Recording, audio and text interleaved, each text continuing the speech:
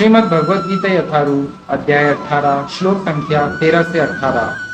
पंचैतानि महाबाहो कारणानि निबोध मे सांख्ये कृतान्ते प्रोक्तानि सिद्धये सर्वकर्मणाम्। हे महाबाहो अर्जुन, वेदांत के अनुसार समस्त कर्म की पूर्ति के लिए 5 कारण हैं। अब तुम इन्हें मुझसे सुनो।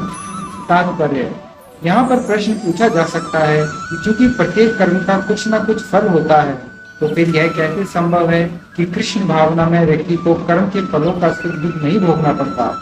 भगवान वेदांत दर्शन का उदाहरण यह दिखाने के लिए देते हैं कि यह किस प्रकार संभव है।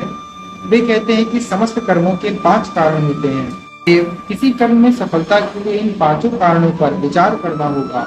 सांख्य का अर्थ है ज्ञान का आधार स्तंभ, और वेदांत अग्रणी आचार्यों द्वारा स्वीकृत ज्ञान का चरम आधार स्तंभ है।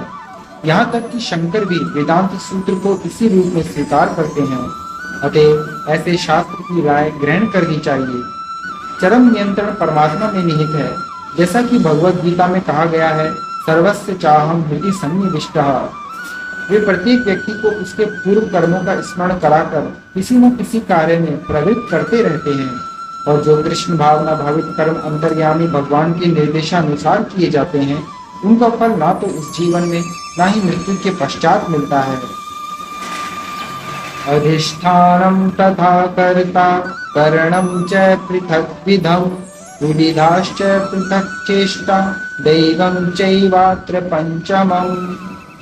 कर्म का स्थान, शरीर, कर्ता, विभिन्न इंद्रियां, अनेक प्रकार की चेष्टाएं तथा परमात्मा, ये 5 कर्म के कारण हैं।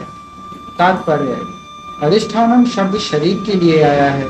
शरीर के भीतर आत्मा कर्म करता है, जिससे कर्म फल होता है। अतएव यह कर्ता कहलाता है। आत्मा ही ज्ञाता तथा कर्ता है। इसका उल्लेख श्रुति में है। एष ही दृष्टा सृष्टा। वेदांत सूत्र में भी यो तएव तथा कर्ता शास्त्रार्थवत्वात् श्लोकों से इसकी पुष्टि होती है। कर्म के उपकरण इंद्रियां हैं, और आत्मा इन्हीं इंद्रियों के द्वारा विभिन्न कर्म करता है। प्रत्येक कर्म के लिए पृथक चेष्टा होती है, लेकिन सारे कार्यकलाप परमात्मा की इच्छा पर निर्भर करते हैं, जो प्रत्येक हृदय में मित्र रूप में आसीन है। परमेश्वर परम कारण है, जो इन परिस्थितियों में अंतर्यामी परमात्मा के निर्देश के अंतर्गत कृष्ण भावना में होकर कर्म करता है, वह किसी कर्म से बंधता नहीं। जो पूर्ण कृष्ण भावना में है, वे अंततः अपने कर्मों के लिए उत्तरदायी नहीं होते। सब कुछ परम इच्छा परमात्मा भगवान पर निर्भर है। शरीर वांग मनोभिर्यत् कर्म प्रारभते नरः न्याय्यं वा विपरीतं वा पंचैते तस्य हेतवः। मनुष्य अपने शरीर, मन या वाणी से जो भी उचित या अनुचित कर्म करता है, वह इन 5 कारणों के फलस्वरूप होता है। तात्पर्य: इस श्लोक में न्याय, उचित तथा विपरीत, अनुचित शब्द अत्यंत महत्वपूर्ण है। सही कार्य शास्त्रों में निर्दिष्ट निर्देशों के अनुसार किया जाता है, और अनुचित कार्य में शास्त्रीय आदेशों की अवहेलना की जाती है। किंतु जो भी कर्म किया जाता है, उसकी पूर्णता के लिए इन 5 कारणों की आवश्यकता पड़ती है। तत्रैवं सति कर्तारम् आत्मानं केवलं तु यः पश्यत् यकृत बुद्धित्वान् न स पश्यति दुर्मतिः। अतएव जो इन 5 कारणों को ना मानकर अपने आप को ही एकमात्र कर्ता मानता है, वह निश्चय ही बहुत बुद्धिमान नहीं होता और वस्तुओं को सही रूप में नहीं देख सकता। तात्पर्य: मूर्ख व्यक्ति यह नहीं समझता कि परमात्मा उसके अंतर में मित्र रूप में बैठा है और उसके कर्मों का संचालन कर रहा है। यद्यपि स्थान, कर्ता, चेष्टा तथा इंद्रियां भौतिक कारण हैं, लेकिन अंतिम मुख्य कारण तो स्वयं भगवान है। अतएव मनुष्य को चाहिए कि केवल 4 भौतिक कारणों को ही ना देखे, अपितु परम सक्षम कारण को भी देखे। जो परमेश्वर को नहीं देखता, वह अपने आप को ही कर्ता मानता है। यस्य नाहं कृतो भावो बुद्धिर्यस्य न लिप्यते अत्वापि स इमान् लोकान् नाहन्ति न निबध्यते।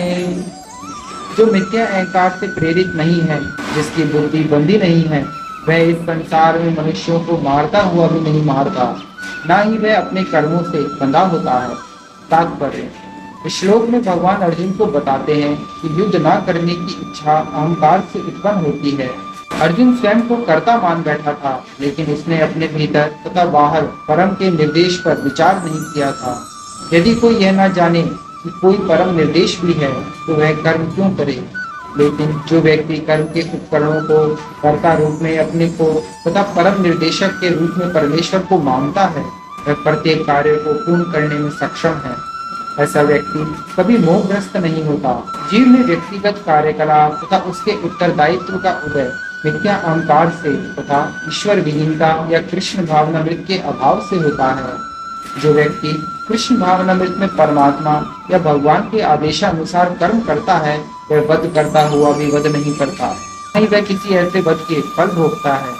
जब कोई सैनिक अपने श्रेष्ठ अधिकारी सेनापति की आज्ञा से वध करता है तो उसको दंडित नहीं किया जाता, लेकिन यदि वही सैनिक स्वेच्छा से वध कर दे तो निश्चित रूप से न्यायालय द्वारा उसका निर्णय होता है।